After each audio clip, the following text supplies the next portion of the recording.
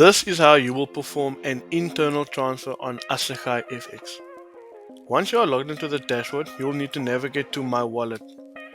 Once you press on My Wallet, this will redirect you to the financial section of the page where you'll be able to make your internal transfer. Here you'll be able to see you have two options here, from and to.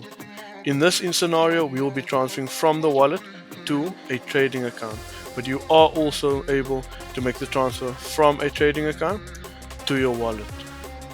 So for this example, let's click on from the wallet and we will transfer the funds to this MT5 account right here.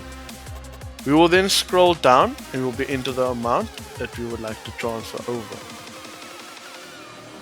You will then need to enter your profile password in order to submit the request. And once you submit the request, the process will load and your funds will be in the process of being transferred to your trading account.